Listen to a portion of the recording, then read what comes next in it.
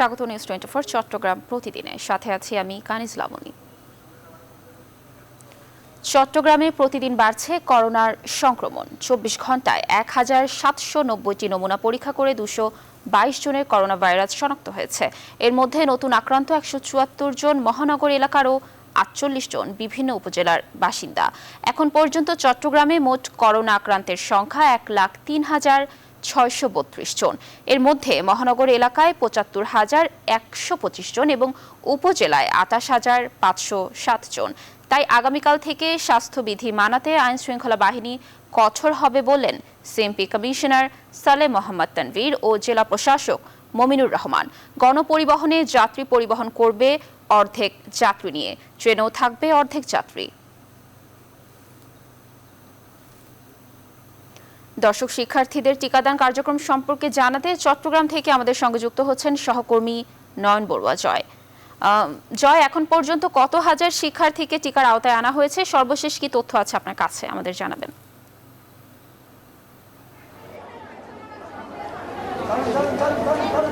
ধন্যবাদ লাবণী আপনাকে। আপনি দেখতেই পাচ্ছেন 2 দিন ধরেই কিন্তু আমরা দেখছি টিকার আওতায় আনার জন্য শিক্ষার্থীদের বিভিন্ন জায়গায় কিন্তু যে কেন্দ্রগুলো খুলেছে সেখানে কিন্তু শিক্ষার্থীদের আনা হচ্ছে। অনেক জনের টিকা পেয়েছে। আজকে তৃতীয় দিন চলছে। তৃতীয় দিনেই কিন্তু আসলে যে চট্টগ্রামের 3টি কমিউনিটি সেন্টার এবং এর পাশাপাশি আমরা দেখছি অন্যান্য জায়গায় উপজেলা পর্যায়েও সেখানে কিন্তু আসলে টিকা দেওয়া হচ্ছে। প্রতিদিন কিন্তু আসলে কয়েকটি স্কুল থেকে স্কুলের শিক্ষার্থীদের আনা হচ্ছে, যেখানে কিন্তু প্রথম দিনে কিন্তু একটু সমস্যা হয়েছিল, যে দুর্ভোগ কিন্তু অনেকটা চরমে পৌঁছেছিল শিক্ষার্থীদের, যেহেতু কিন্তু আসলে কমিউনিটি সেন্টারগুলোতে কিন্তু আসলে জায়গা সংকট, একই সাথে যে শিক্ষার্থীদের সংখ্যা অনেক বেশি, তার কারণে কিন্তু আসলে জেলা প্রশাসক এমনকি স্বাস্থ্য অধিদপ্তর সহ তাদের একটা জরুরি বৈঠকে কিন্তু আসলে সীমিত ভাবে কিন্তু আসলে শিক্ষার্থীদের আনা হচ্ছে। এই কারণে এখন যে দুর্ভোগ, সেই দুর্ভোগটা কিন্তু অনেকটা কমছে। একই সাথে যে স্টেডিয়ামে যেখানে টিকা দেওয়া হচ্ছে সেখানেও কিন্তু আসলে অনেক শিক্ষার্থীদের ভিড় আমরা দেখছি। আর আমি যেখানে আছি রিমার্ক কমিউনিটি সেন্টারে, এখানে 7,000 বলতে যে 6,000-এর বেশি শিক্ষার্থীদের কিন্তু আসলে যে টিকা দেওয়া হচ্ছে প্রতিদিন, যে তৃতীয় দিনের মতো এই জায়গা থেকে কিন্তু টিকা দেওয়া হচ্ছে। আমি একটু কথা বলতে চাচ্ছি, আমার পাশে আছেন শিক্ষা অফিসার রয়েছেন। আমি একটু জানতে চাচ্ছি শিক্ষার্থীদের কি টিকার আওতায় আনা সম্ভব হচ্ছে কিনা? হ্যাঁ, অবশ্যই সম্ভব হচ্ছে। আপনারা জানেন যে চট্টগ্রাম মহানগরী পর্যায়ে ব্যাপক পরিসরে গত 3 দিন ধরে টিকা কার্যক্রম চলছে। তো সেই ধারাবাহিকতায় আজকে আমাদের তৃতীয় দিন ব্যাপক পরিসরে, যেটা সেই পর্যায়ে আজকে রিমা কমিউনিটি সেন্টারে আমরা 6,728 জন শিক্ষার্থীকে টিকা দেওয়ার শিডিউল করেছি। তো সেই মোতাবেক সকাল 9টা থেকে টিকা কার্যক্রম শুরু হয়েছে। আমাদের 3টা পর্যন্ত সময় ধরা আছে। তারপরেও আমরা যতক্ষণ শিক্ষার্থীরা আসবে ততক্ষণ আমরা টিকা দিব। আমাদের সকাল থেকেই সকল শিক্ষার্থীরা আসছে এখানে, আমরা টিকা দিচ্ছি অত্যন্ত শান্তিপূর্ণভাবে, কোনো এখানে বিশৃঙ্খলা নাই। এইভাবে টিকা কার্যক্রম চলছে। এইভাবে যে কার্যক্রমগুলো আপনারা চালাচ্ছেন কতদিন? ধন্যবাদ জয়, আমাদের সাথে যুক্ত হওয়ার জন্য। দর্শক, চট্টগ্রামের শিক্ষার্থীদের টিকাদান কার্যক্রমের সর্বশেষ তথ্য জানাচ্ছিলেন আমাদের সহকর্মী। চট্টগ্রামে ভয়াবহ যানজট নিরসনে এবার প্রধানমন্ত্রী শেখ হাসিনার আগ্রহে সিডিএর মেট্রো রেল নির্মাণ প্রকল্পের কাজের গতি বেড়েছে। সিডিএ বলছে সম্ভাব্য যাচাইয়ের কাজ চলছে পুরোদমে। বিদেশি বিনিয়োগকারী পেলেই শুরু হবে নির্মাণ কাজ। নগরবাসীকে যানজটের চরম দুর্ভোগ থেকে মুক্তি দিতে দ্রুত মেট্রো রেল চালুর দাবি নাগরিক সমাজের প্রতিনিধিদের। আহাদুল ইসলাম বাবুর ক্যামেরায় চট্টগ্রাম থেকে আরো জানাচ্ছেন নয়ন বড়ুয়া। জয়,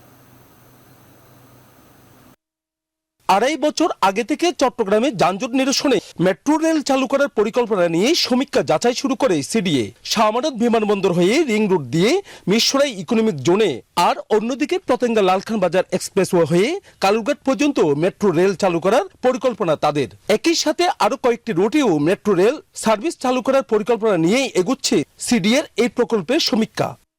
কিছুদিন যেতেই সিটি কর্পোরেশনও আরেকটি প্রকল্প নিয়ে শুরু করে সমীক্ষা। পরে সিটি কর্পোরেশন ও সিডিএর টানাটানিতে থেমে যায় এই প্রকল্প। তবে প্রধানমন্ত্রীর আগ্রহে আবারও প্রাণ ফিরেছে মেট্রো রেল পরিকল্পনায়।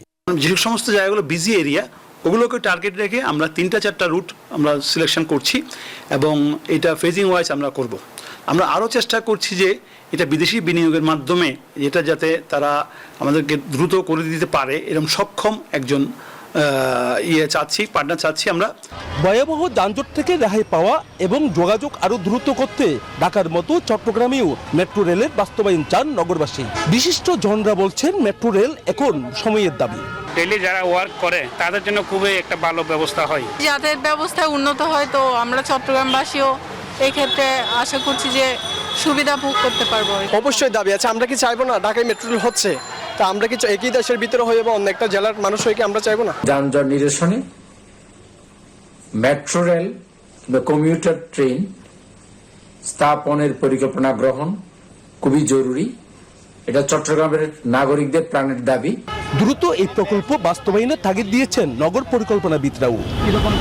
নয়ন বড়ুয়া জয়, নিউজ 24, চট্টগ্রাম। এদিকে চট্টগ্রাম শহর জুড়ে আজ তীব্র যানজট, চরম ভোগান্তিতে নগরবাসী। সড়কে যানবাহন ও মানুষের চাপ বেশি থাকা এক একটি সিগন্যালে দীর্ঘ সময় অপেক্ষা করতে হচ্ছে। চট্টগ্রামের আগ্রাবাদ এলাকা থেকে সরাসরি যুক্ত হচ্ছেন সহকর্মী শেখ জায়েদ। জায়েদ, চট্টগ্রামে আজ হঠাৎ যানজট বেড়ে যাওয়ার কারণ আসলে কি? আপনার কাছে সর্বশেষ কি তথ্য আছে? যে আগ্রাবাদ সড়ক, শেখ মুজিব সড়ক, সেই সড়কটিতে আছে। আপনি জানেন যে এখানে এলিভেটেড এক্সপ্রেসওয়ের কাজ চলছে। একই সঙ্গে এলিভেটেড এক্সপ্রেসওয়ের কাজ যে সড়কটিতে চলছে, নিচের অংশটি ভাঙা। কারণ হচ্ছে এই এলিভেটেড এক্সপ্রেসওয়ের কাজ চলার কারণে নিচের সড়কটি বেহাল অবস্থা এবং এটির যত্ন নেওয়া হয়নি। সম্প্রতি চট্টগ্রাম উন্নয়ন কর্তৃপক্ষ এটির কাজ শুরু করেছে। তবে আজকে চট্টগ্রাম শহরে যানজট অন্যান্য যে কোনো দিনের চেয়ে বেশি তীব্রতর। এক একটি সিগন্যালে বেশ অনেকখানি সময় অপেক্ষা করতে হচ্ছে এবং যারা বিমানবন্দর থেকে বা পতেঙ্গা থেকে চট্টগ্রাম শহরের দিকে আসতে চাচ্ছেন তাদের অন্তত 2.5 থেকে 3 ঘন্টা 4 ঘন্টা সময় লেগে যাচ্ছে আসার জন্য। কারণ হচ্ছে আমরা ট্রাফিক পুলিশের সঙ্গে কথা বলেছি, তারা যেটি বলেছে অন্যান্য দিনের চেয়ে আজকে মানুষের উপস্থিতিও বেশি রাস্তায়। বিভিন্ন স্কুল কলেজে শিক্ষার্থীদের উপস্থিতি অনেক বেড়েছে, কারণ টিকা কার্যক্রম চলছে গোটা শহরে বিভিন্ন স্কুলে। সেই কারণে শিক্ষার্থী, অভিভাবকরা তারাও বাইরে বের হয়েছেন। একই সঙ্গে শহর জুড়ে যে উন্নয়ন কাজগুলো চলছে সেই সব উন্নয়ন কাজের কারণে দেখা গেছে যে বিভিন্ন অংশে ভাঙা, বিভিন্ন অংশে রাস্তা খোঁড়া আছে। সেসব কারণে এই ধরনের যানজট ভোগান্তি কিন্তু এখানকার মানুষের পোহাতে হচ্ছে। সেই সাথে এই যে উন্নয়ন কাজের কারণে ধুলার ভোগান্তিটি কিন্তু আছে। যদিও বলা আছে যে উন্নয়ন প্রকল্পগুলো যারা বাস্তবায়ন করবেন তারা এখানে দিনে বেশ কয়েকবার পানি ছিটিয়ে এই ধুলাটি নিয়ন্ত্রণ করবেন, কিন্তু আমরা যেটি দেখছি যে সেই ধরনের কোনো কার্যক্রম আমরা এখন আমাদের চোখে পড়েনি। আশপাশে যারা ব্যবসায়ী আছেন এই সড়কের, তাদের সঙ্গে কথা বলেছি। তারা যেটি বলেছেন যে তারা পানি ছিটাতে আসলে দেখেন না, যে কখন এই ধুলো নিয়ন্ত্রণে পানি ছিটানো হয় এটি তারা আসলে জানেন না। তবে অন্যান্য দিনের চেয়ে আজকে সড়কে যানবাহন বেশি, একই সঙ্গে মানুষের উপস্থিতি বেশি। সেই কারণে ধুলোবালিতে মানুষের অবস্থা খুবই খারাপ আর যানজটে দীর্ঘ একটা সময় তাদেরকে অপেক্ষা করতে হচ্ছে। এই হচ্ছে চট্টগ্রাম থেকে আমার কাছে যানজট এবং মানুষের ভোগান্তির সবশেষ খবর। ফিরছি স্টুডিওতে আপনার কাছে। ধন্যবাদ জায়েদ আমাদের সাথে যুক্ত হওয়ার জন্য। দর্শক, চট্টগ্রামের যানজটের সর্বশেষ তথ্য জানাচ্ছিল আমাদের সহকর্মী। প্রধানমন্ত্রী শেখ হাসিনার উদ্বোধনের মধ্য দিয়ে রাঙামাটির নানিয়ারচরে চেঙ্গি নদীর ওপর নির্মিত পার্বত্য চট্টগ্রামের দীর্ঘতম সেতু যান চলাচলের জন্য খুলে দেওয়া হয়েছে। সকালে ঢাকায় গণভবন থেকে ভিডিও কনফারেন্সের মাধ্যমে সেতুর উদ্বোধন করেন প্রধানমন্ত্রী। এ সময় কক্সবাজারের বালুখালী থেকে বান্দরবানের ঘুমধুম সীমান্ত পর্যন্ত সংযোগ সড়কের উদ্বোধন করেন তিনি। রাঙামাটির দুর্গম 3 উপজেলার মানুষ চেঙ্গি নদীর উপর একটি সেতুর দাবি জানিয়ে আসছিল 6 দশক ধরে। তাদের সেই স্বপ্নের সেতু উদ্বোধনের মধ্য দিয়ে যাতায়াত, ব্যবসা বাণিজ্য এবং পর্যটন বিকাশের নতুন ক্ষেত্র তৈরি হলো বলে কর্মকর্তাদের বিশ্বাস। বাংলাদেশ সেনাবাহিনীর 34 ইঞ্জিনিয়ারিং কনস্ট্রাকশন ব্রিগেডের 20 ইঞ্জিনিয়ার ব্যাটালিয়ন ইসিবি 500 মিটার দীর্ঘ এ সেতু নির্মাণ করেছে। অ্যাপ্রোচ সড়ক সহ সেতু নির্মাণে ব্যয় হয়েছে 227 কোটি টাকা।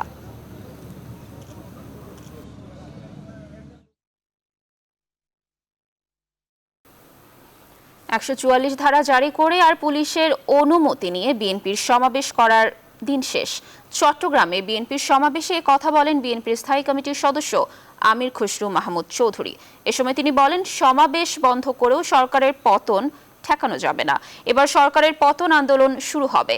বুধবার দুপুরে কর্ণফুলী থানার সিডিএ আবাসিক মাঠে দক্ষিণ জেলা বিএনপির সমাবেশে প্রধান অতিথির বক্তব্যে এই কথা বলেন তিনি। এছাড়া আরও বক্তব্য রাখেন বিএনপি চেয়ারপারসনের উপদেষ্টা জয়নাল আবেদিন ফারুক সহ আরও অনেকে। সমাবেশে বিএনপির দুই পক্ষের ধাওয়া পাল্টা ধাওয়ার ঘটনাও ঘটে। খালেদা জিয়ার বিদেশে চিকিৎসার দাবিতে বিএনপির কেন্দ্রীয় কর্মসূচির অংশ হিসেবে রংপুরে সমাবেশ করছে জেলা বিএনপি। দর্শক, এই ব্যাপারে বিস্তারিত জানাতে যুক্ত হচ্ছেন সহকর্মী রেজাউল করিম মানিক। মানিক, সমাবেশ নিয়ে সর্বশেষ কি তথ্য আছে আপনার কাছে, আমাদের জানাবেন।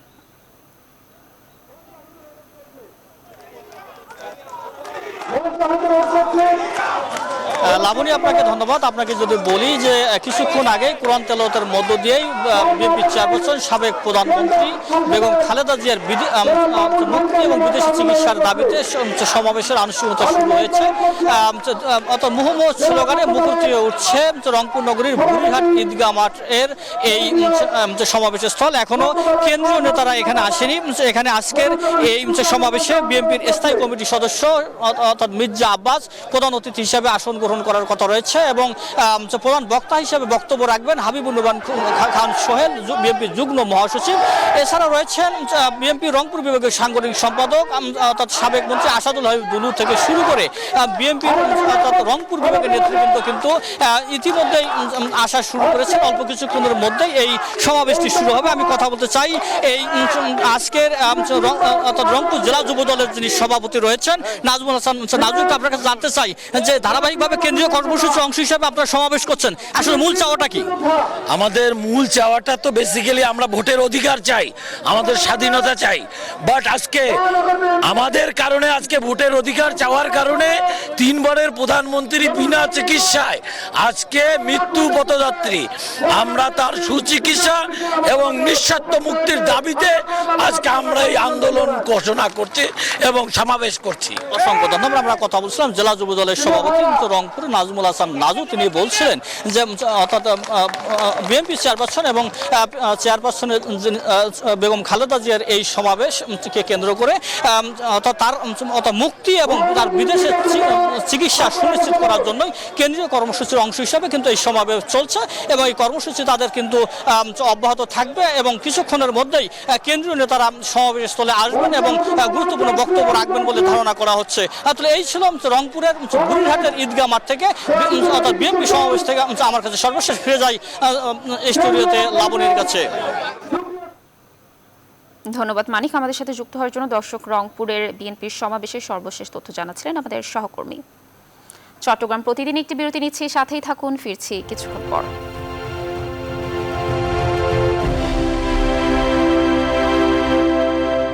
স্বাগত আবারও চট্টগ্রাম প্রতিদিনে। আলোচিত অবসরপ্রাপ্ত মেজর সিনহা হত্যা মামলার রায় আগামী 31শে জানুয়ারি ঘোষণা করা হবে। কক্সবাজার জেলা ও দায়রা জজ মোহাম্মদ ইসমাইলের আদালতে আসামি পক্ষের যুক্তিতর্ক উপস্থাপন শেষে বিচারক আগামী 31শে জানুয়ারি এ মামলার রায়ের দিন ধার্য করেন। এর আগে সকাল 9:30টার দিকে কড়া নিরাপত্তার মধ্য দিয়ে 15 আসামিকে কক্সবাজার কারাগার থেকে আদালতে আনা হয়। গেল 2020 সালের 31শে জুলাই রাতে টেকনাফ মেরিন ড্রাইভ রোডের শামলাপুর চেকপোস্টে পুলিশের গুলিতে নিহত হন সেনাবাহিনীর অবসরপ্রাপ্ত মেজর সিনহা মোহাম্মদ রাশেদ খান। এ ঘটনার 5 দিন পর 5ই আগস্ট নিহত সিনহার বোন শারমিন শাহরিয়ার ফেরদৌস বাদী হয়ে বাহারছড়া পুলিশ তদন্ত কেন্দ্রের তৎকালীন ইনচার্জ লিয়াকত আলীকে প্রধান আসামি এবং টেকনাফ থানার ওসি প্রদীপ কুমার দাস সহ 9 পুলিশ সদস্যের বিরুদ্ধে আদালতে মামলা করেন। মামলাটি তদন্তের দায়িত্ব পায় র্যাব। 27শে জুন 15 আসামির বিরুদ্ধে অভিযোগ গঠন করা হয়। এরপর গত 23শে আগস্ট কক্সবাজার জেলা ও দায়রা জজ মোহাম্মদ ইসমাইলের আদালতে সাক্ষীদের সাক্ষ্য গ্রহণ এবং জেরা শুরু হয়ে শেষ হয় গত 1 ডিসেম্বর। 83 জনের মধ্যে 65 জন সাক্ষী দিয়েছেন। কক্সবাজারের উখিয়ার শফিউল্লাহ কাটা এলাকার 16 নম্বর রোহিঙ্গা ক্যাম্পে অগ্নিকাণ্ডের পর পোড়া ধ্বংসস্তূপে গড়ে তোলা হচ্ছে নতুন বসতি। এ ঘটনায় 5 সদস্যের একটি আন্তঃতদন্ত কমিটি গঠন করেছে শরণার্থী ত্রাণ ও প্রত্যাবাসন কমিশনার কার্যালয়। বুধবারের মধ্যে সকল ঘর হারা রোহিঙ্গাদের আশ্রয় কেন্দ্র থেকে নতুন ঘরে স্থানান্তর করা হবে বলে জানিয়েছেন সংশ্লিষ্টরা। কক্সবাজার থেকে আয়ুবুল ইসলামের তথ্য ও চিত্রে ডেস্ক রিপোর্ট।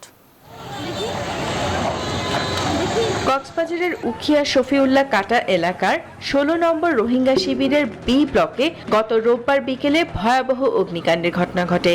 প্রায় ২ ঘন্টার চেষ্টায় আগুন নিয়ন্ত্রণে এলেও পুড়ে যায় বহু ঘর। তবে কেউ হতাহত না হলেও রোহিঙ্গারা জানায় আগুনে তাদের সহায় সম্বল সহ সবকিছু পুড়ে গেছে।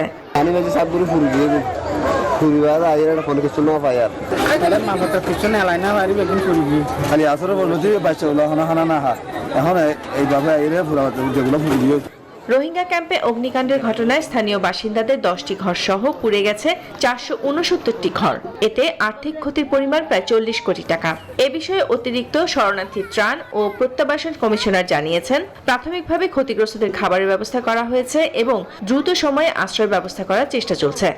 টেম্পোরারি ঘর নির্মাণ করার জন্য বাঁশ ব্যাট রশি বিতরণ করা হবে, আমরা চেষ্টা করছি তারা তাড়াতাড়ি যাতে তাদের স্বাভাবিক জীবনে ফেরে দেয়। এখানকার রোহিঙ্গা অনেকে জানিয়েছে রান্না করার সময় থেকে আগুন। বুধবারের মধ্যে কিছু ঘর হারা রোহিঙ্গাদের নতুন ঘরে স্থানান্তর প্রক্রিয়া শুরু হচ্ছে এবং ৪-৫ দিনের মধ্যেই সবাইকে স্থানান্তর সম্ভব হবে বলে মনে করেন শরণার্থী ত্রাণ ও প্রত্যাবাসন কমিশনার।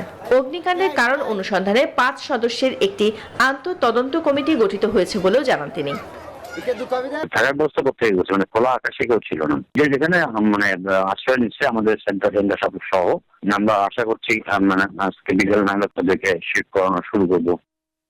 এর আগে গত ২ জানুয়ারি উখিয়ার বালুখালী রোহিঙ্গা ক্যাম্পে জাতিসংঘের অভিবাসন বিষয়ক সংস্থা পরিচালিত করোনা হাসপাতালে আগুন লাগে। এতে হাসপাতালের আইসোলেশন সেন্টারের ১৬টি কেবিন পুড়ে যায়। এছাড়া গত বছরের ২২ মার্চ উখিয়ার বালুখালীতে আগুনে পুড়ে যায় প্রায় ১০,০০০ ঘর।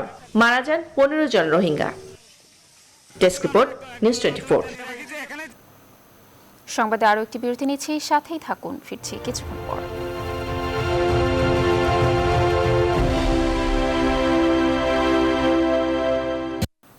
স্বাগত আবারও চট্টগ্রাম প্রতিদিনে। খাগড়াছড়িতে বিদ্যুতের অতিরিক্ত বিলে অতিষ্ঠ গ্রাহকরা। ইচ্ছা মাফিক রিডিং মিটার নষ্টের অজুহাতে হয়রানির অভিযোগ উঠেছে বিদ্যুৎ বিভাগের বিরুদ্ধে। গ্রাহকরা জানান, এ বিষয়ে বারবার অভিযোগ জানানো হলেও কাজের কাজ কিছুই হয়নি। বিষয়টি নিয়ে নির্বিকার ঊর্ধ্বতন কর্মকর্তারাও দিচ্ছেন দায় সারা বক্তব্য। খাগড়াছড়ি থেকে মোহাম্মদ জহুরুল আলমের তথ্যচিত্রে ডেস্ক রিপোর্ট। খাগড়াছড়ির দীঘিনালার মিলনপুর গ্রাম বিদ্যুতের আলোয় আলোকিত নিভৃত এই পল্লী। তবে মাস শেষে বিদ্যুৎ বিলে মলিন সেই আলো, কেননা এখানকার শতাধিক বিদ্যুৎ গ্রাহক অতিরিক্ত বিলের ঘানি টানছেন বছরের পর বছর। গ্রাহকদের অভিযোগ, অতিরিক্ত রিডিং এ প্রতি মাসে আদায় করা হচ্ছে মন গড়া বিল। আর এই চিত্র শুধু মিলনপুর নয়, মেরুং, দীঘিনালা সদর, বাবুছড়া সহ বেশ কিছু উপজেলাতেও মিলছে একই অভিযোগ। অতিরিক্ত বিল দিচ্ছে ৬,১৩৭ ইউনিট। প্রতি মাসে মাসে আমরা বিল বেশি দিচ্ছি, প্রত্যেক মাসে অন্তত ৫০ থেকে ১০০ টাকা। যেখানে ১০০ ইউনিট কভার করতে সেখানে ৩০০ ইউনিট দিতেছে। আমরা মাসে মাসে ৫০০ টাকা দিবেন, তারপরে মাস থেকে আমি জিরো করে দেবো। এ নিয়ে অভিযোগ জানানোর পর বেকায়দায় আছেন গ্রাহকেরা। দুটা ফ্যান চলে, দুটা লাইট চলে, তো ফ্রিজ নাই, কোনো কিছু না, তারপরেও ৭০০ টাকা বিল ধরে। তারপরে বাড়তে বাড়তে আমার ২৭০ টাকার থেকে এখন ১৩০০ টাকা তাই বিল পড়ছে। গ্রাহকদের এমন অভিযোগের ভিত্তি নেই বলে দাবি বিদ্যুৎ বিভাগের। এ নিয়ে দায় সারা বক্তব্য তাদের। লো ভোল্টেজের কারণে মিটারটা হচ্ছে, এখন ভোল্টেজ ঠিক হয়ে গেছে, এখন মিটার রিডিং সঠিকভাবে আসবে, আর আমরা এখন প্রিপেড দেওয়ার জন্য চেষ্টা করতেছি। শুধু বিদ্যুৎ বিল আদায়ই নয়, খাগড়াছড়িতে সংযোগ ও লাইন মেরামত কাজে রয়েছে ব্যাপক অনিয়মের অভিযোগও। Desk report, news 24। এই ছিল আজকের চট্টগ্রাম প্রতিদিনের। সাথে থাকার জন্য অসংখ্য ধন্যবাদ।